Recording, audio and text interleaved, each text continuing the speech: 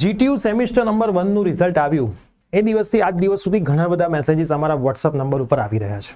ઘણા બધા વિદ્યાર્થીઓના કોલ આવી રહ્યા છે કે સર મારું રિઝલ્ટ મેં ધાર્યું તો એના કરતાં ઓછું આવ્યું છે અથવા સર બહુ જ ખરાબ આવ્યું છે. હવે આ કેસની અંદર હું શું કરું? સર મારું 4 વર્ષ પછી પ્લેસમેન્ટ થશે, મારું ભવિષ્ય કેવું છે? સર મને ગાઈડ કરો, હું બહુ ટેન્શનમાં છું. આજનો આ વિડીયો એ તમામ વિદ્યાર્થીઓ માટે છે જેને સેમિસ્ટર નંબર 1 માં સારા માર્ક્સ આવ્યા છે અથવા તો બહુ જ ખરાબ આવ્યા છે અથવા તો મોડરેટ માર્ક આવ્યા છે. કેમ કે હું આખી જર્ની તમને આજના વિડીયોમાં કહેવાનું છું. તો સૌથી પહેલા તો યસ દોસ્તો, આપ સર્વેનું ખૂબ ખૂબ હાર્દિક સ્વાગત છે આપણી પ્રિય સર વિદ્યાપીઠ કોલેજ યુટ્યુબ ચેનલ ઉપર. ચેનલ પર નવા હોય તો સબસ્ક્રાઇબ કરીને બેલ નોટિફિકેશન ખાસ પ્રેસ કરી દેજો. કોલેજની બધી જ માહિતી હવેથી આ ચેનલ ઉપર આવે છે. સૌથી પહેલા બેટા હું તમને એક વાત કરવા માંગીશ કે આટલા વર્ષો 2010 થી હું એન્જિનિયરિંગ ફિલ્ડની અંદર વિદ્યાર્થીઓને ભણાવું છું.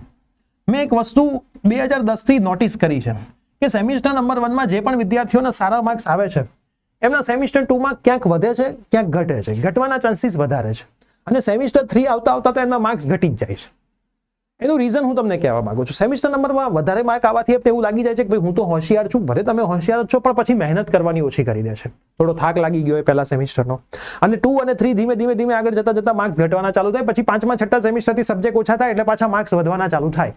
તો મિત્રો હું તમને કહેવા માંગીશ કે જે પણ વિદ્યાર્થીઓના સેમિસ્ટર નંબર 1 માં ઓછા માર્ક્સ વધારે માર્ક્સ આવ્યા છે, સૌથી પહેલા તો તમારે તમારા આ માર્કને ઓવર કોન્ફિડન્સમાં કન્વર્ટ નથી કરવાના, કોન્ફિડન્સમાં કન્વર્ટ કરવાના છે.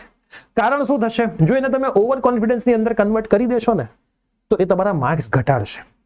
એટલે તમારે કન્સિસ્ટન્સી વાળી મહેનત કરીને 8 સેમિસ્ટર સુધી આગળ વધવાનું છે.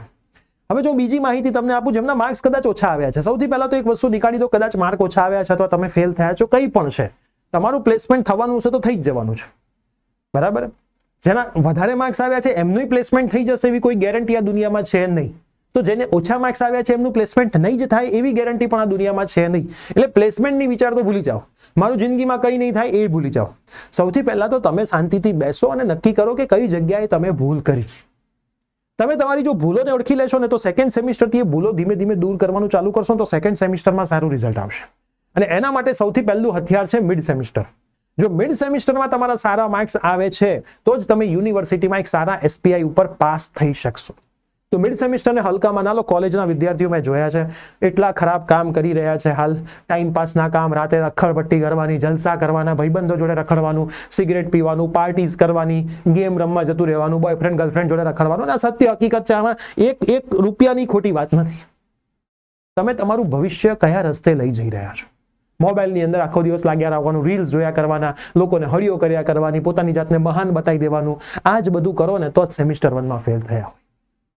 બરાબર? તમે જેટલું માનો છો ને 4 વર્ષ પછીની દુનિયા એટલી ઈઝી દુનિયા છે નહીં. મેં તો દુનિયા જોઈ છે, 2010 થી જોઈ રહ્યો છું. મારા જ વિદ્યાર્થીઓને જોઈ રહ્યો છું, બીજા વિદ્યાર્થીઓને જોઈ રહ્યો છું. જેટલું તમે બધું ઈઝી માનો છો ને, જેટલું તમે ઈગો ઉપર લઈ જાઓ છો ને કે આ બધું થઈ જાય, લાલો થઈ જશે. આ વર્ષે ભીતનું ભેગું નહીં, 4 વર્ષે ભીતનું ભેગું નહીં થાય લાલાથી. એટલે ખાસ વિદ્યાર્થી મિત્રો સિરિયસ થઈ જાઓ. ભાઈબંધોને છોડવા પડે તો છોડી દો, બોયફ્રેન્ડ ગર્લફ્રેન્ડને છોડવા પડે છોડી દો. બધા માટે 4 વર્ષ પછી આખી જિંદગી પડી છે. પણ એક વખત તમે એક મંઝિલ સુધી પહોંચી જશો ને તો તમને કોઈ વાંધો નહીં. આજે પણ આ એક મંઝિલ સુધી પહોંચ્યા પછી પણ રોજ મારે સવારે ઉઠીને અથવા તો રાત્રે સૂતા વખતે એક જ ભૂખ હોય છે, કાલે હજી વધારે કામ કરવું છે. તો જો મને અત્યારે પણ આ જ વસ્તુ ફીલ થતી હોય તો તમને તો તમારી એજ ઉપર આનાથી વધારે વસ્તુ ફીલ થવી જોઈએ. નહીંતર પછી ખબર બી નહીં પડે 4 વર્ષ પછી એટલી ખરાબ હાલત થશે કે ગયા. એના માટે ઘણી વખત ઘણા વિદ્યાર્થીઓ કહેતા હોય છે કે સાહેબ મારે કોર્સ તો બહુ બધા લેવા છે પણ આ કોર્સ મારે પહોંચી વળાય એમ નથી. તમે જ્યારે પાર્ટી કરવા જતા હોય છે, તમે જ્યારે ખોટા ખર્ચા કરતા હોય છો ત્યારે તમને બધું પહોંચી વળાય છે. પણ જ્યારે કોર્સ લેવાનું હોય છે ને ત્યારે સાહેબ 300 રૂપિયા કરી દો ને, સાહેબ 400 રૂપિયા કરી દો ને. ભણવા ઉપર જેટલું તમે ઇન્વેસ્ટ કરશો ને એટલું આગળ જતા તમે તમારી લાઈફમાં વધારે અર્ન કરી શકશો. આ હું મારી લાઈફની કહાની કહું છું. 4 ડિગ્રી કરી છે, 5મી પૂરી થવાઈ છે. મેં મારા એજ્યુકેશન માટે એટલા રૂપિયા આપ્યા છે, બરાબર? એ મને ખબર છે. અમુક જગ્યાએ ફ્રીમાં ભણ્યો છું, આપવા નથી પડે એ અલગ વાત છે. બરાબર? તો તમે તમારા એજ્યુકેશન માટે જેટલો ખર્ચો કરશો ને એટલું કાલ ઉઠીને બધું જ તમને રિટર્ન 10 ગણું પાછું મળવાનું છે. તો જેમને કોર્સ પણ લેવા હોય આપણી એપ્લિકેશનમાં કોર્સ અવેલેબલ છે. 200K કૂપન કોડ નાખશો તો ડિસ્કાઉન્ટ પણ ચાલુ છે. બરાબર? સરસ મજાનો ડિસ્કાઉન્ટ પણ મળે છે. તમે બાય કરી શકો છો. બહુ બધા વધારે કોર્સ બાય કરવા હોય તો આ નંબર ઉપર તમે મેસેજ પણ કરશો તો હજી વધારે થોડું ઘણું તમને ડિસ્કાઉન્ટ કરી આપીશું. પણ તમે ભણો. અને એવું નથી કહેતો કોર્સથી ભણો, બુકથી ભણો, યુટ્યુબથી ભણો, ગમે ત્યાંથી ભણો, પણ ભણો અને ડેડિકેશન સાથે ભણો.